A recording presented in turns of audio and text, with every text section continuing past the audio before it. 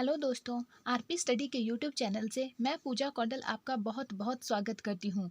दोस्तों, आज हम बात करेंगे भारत के वायसराय को लेकर।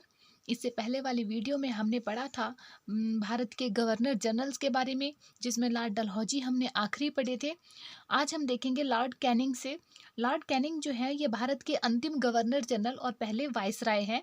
भारत के जो वायसराय का पद है ये 1858 में आया था, और लॉर्ड कैनिंग जो है डलहौजी के बाद 1856 में ये भारत के गवर्नर जनरल के पद पर आ चुके थे। लॉर्ड कैनिंग 1856 में ये आते हैं और 1862 तक ये रहते हैं। इनके समय में 1857 में कलकत्ता में, मद्रास में, बम्बई में 3 नए विश्वविद्यालयों की स्थापना इन्होंने की, और ये विश्वविद्यालय लंदन के विश्वविद्यालय की तर्ज पे बनाए गए थे। क्योंकि कहीं ना कहीं 1857 का विद्रोह हो चुका था, और अंग्रेजों को ये लगा था कि विद्रोह का जो असली कारण होता है वो अशिक्षित लोग होते हैं। क्योंकि जो पढ़े लिखे लोग या शिक्षित लोग जो होते हैं वो अपनी बात को जो है किसी रूल रेगुलेशन से मनवाते हैं, इस तरह से विद्रोह करके नहीं। तो उन्हें लगा कि भारतीयों में जो है शिक्षा का अभाव है। ये सोचकर जो है इन्होंने यहाँ पे 3 नए विश्वविद्यालयों की स्थापना की, लंदन के विश्वविद्यालय की तर्ज पर ये बनाए गए थे। और इन्हीं के समय में 1857 का विद्रोह हुआ है, और उसके बाद ये काम इनके उस वक्त हुए हैं जिस वक्त ये भारत के अंतिम गवर्नर जनरल थे। इसके बाद प्रथम वायसराय 1858 में यही बनकर आते हैं। और होता क्या है, इनके टाइम में 1858 में महारानी विक्टोरिया का एक घोषणा पत्र आता है। इस घोषणा पत्र में क्या होता है कि कंपनी का शासन जो है समाप्त हो गया है, और भारत पे शासन कौन करेगा। अब भारत का जो शासन है वो ब्रिटिश ताज के अंतर्गत अब चलेगा।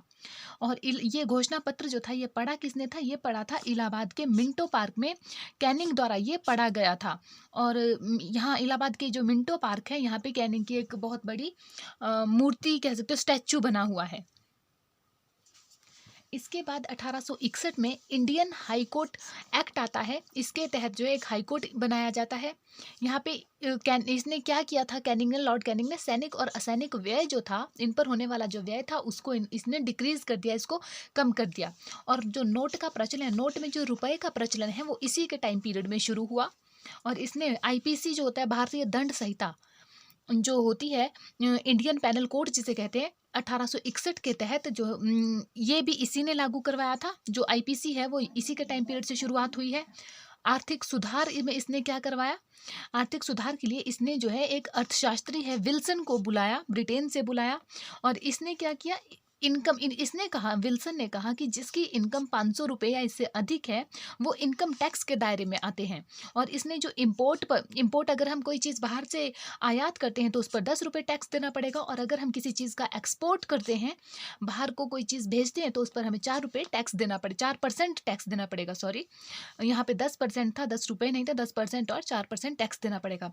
इसने और क्या किया कि असम में चाय को, और नीलगिरी तमिलनाडु में है, नीलगिरी में कहवा की खेती को प्रोत्साहित भी इसने किया। इसके बाद आते हैं लॉर्ड एल्गिन। ये 1862 में आते हैं, 1863, एक ही साल तक ये रहते हैं, क्योंकि बीच में इनकी मृत्यु हो जाती है। वहाबी आंदोलन इनके टाइम पीरियड में होता है, और ये वहाबी आंदोलन जो था ये एक धार्मिक आंदोलन रहता है। पश्चिमोत्तर भारत में कबाइलियों के दमन के लिए चलाया गया अम्बेला अभियान जो था वो भी इन्हीं के टाइम पीरियड का है। और इनकी मृत्यु हो जाती है 1863 में पंजाब में, इसीलिए इनका जो कार्यकाल था वो 1 साल का ही रहता है। उसके बाद आते हैं सर जॉन लॉरेंस। ये 1863 से आते हैं, 69 तक ये रहेंगे। और इसमें क्या होता है, अफगानिस्तान के संदर्भ में इन्होंने एक नीति लाई, अहस्तक्षेप की नीति। क्या हुआ था कि अफगानियों से इनके रिलेशन काफ़ी ख़राब हो गए थे ब्रिटेन वालों के। तो ये ब्रिटिशर्स चाहते थे, इनसे दोस्ती करना चाहते थे। तो इन्होंने क्या किया, लॉरेंस थे तत्कालीन जो वाइसराय थे, लॉरेंस ने, और ये जो शेर अली थे ये तत्कालीन वहाँ के शासक थे, इनके साथ इनके आगे इन्होंने दोस्ती का हाथ बढ़ाया। फिर क्या किया इन्होंने, भारत और यूरोप के बीच पहली टेलीग्राफ सेवा जो है ये 1865 में शुरू हुई, इसी के टाइम पीरियड में शुरू होती है ये। और जो तार सेवा थी वो डलहौजी के टाइम पीरियड में शुरू हुई थी। तो अकाल आयोग और भारतीय वन विभाग की स्थापना भी इसी ने करवाई। सर जॉन लॉरेंस ने अकाल आयोग और भारतीय वन विभाग की स्थापना भी करवाई। 1865 में भूटान के साथ इनका युद्ध होता है, जिसमें भूटान जो है पराजित हो जाता है, और यहाँ पे एक संधि हो जाती है भूटान और इसके। लेकिन ये लोग जो है भूटान को भारत में शामिल नहीं करते हैं, उसे अलग ही रखते हैं। इसके बाद आता है लॉर्ड मेयो, 1869 से आता है और 72 तक ये रहता है। 1870 में इसने क्या किया, लाल सागर से होकर तार व्यवस्था की शुरुआत इसने की। 1871 में जनगणना प्रारंभ हुई। जो जनगणना थी पहली बार वो 1871 में लॉर्ड मेयो के टाइम पीरियड में शुरू हुई, लेकिन जो वास्तविक जनगणना है, मतलब जब से रेगुलर ये जनगणना होने लगी 1881 में, ये रिपन के टाइम पीरियड में शुरू हुई। तो अगर वास्तविक जनगणना के बारे में पूछा जाए तो रिपन इसका आंसर होगा। और अगर पहली बार जनगणना कब हुई थी भारत में, तो 1871 में ये हुई थी लॉर्ड मेयो के टाइम पीरियड में। और 1872 में इसने कृषि विभाग की स्थापना भी की, भारतीय सांख्यिकी सर्वेक्षण की स्थापना भी इसने की, मेयो कॉलेज की स्थापना इसने अजमेर राजस्थान में की।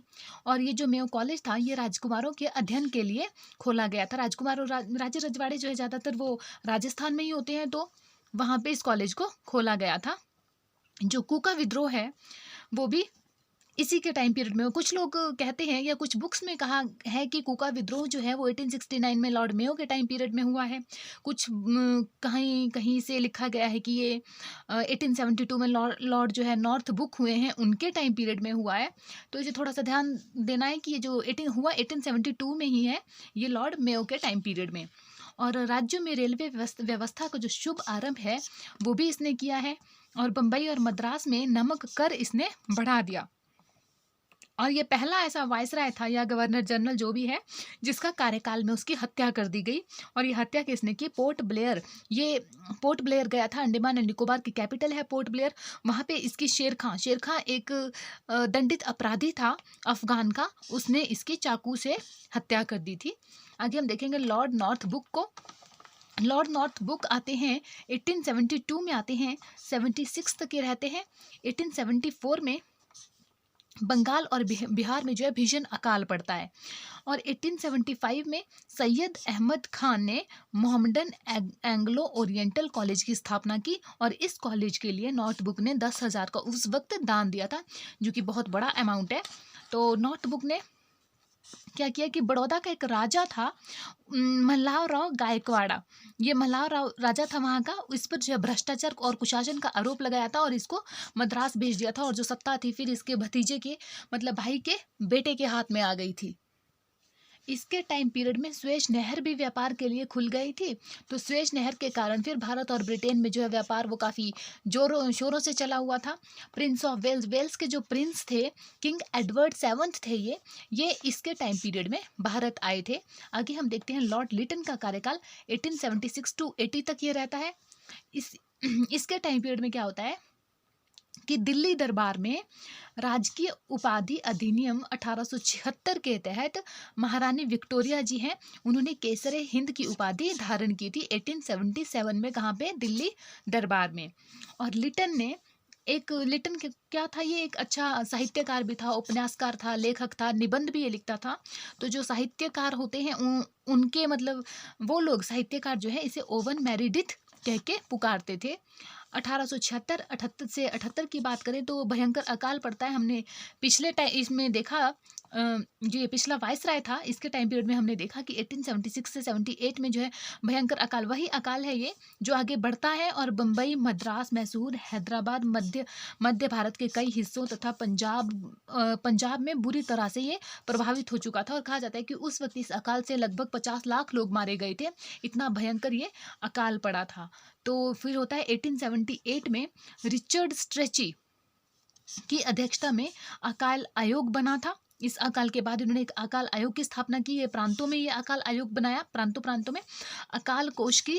और ये अकाल आयोग बनाने के साथ ही अकाल कोष की स्थापना भी की, ताकि अकाल पड़ने पर हमें ये कुछ धनराशि इकट्ठी हो जाए और लोगों की सहायता इससे की जा सके।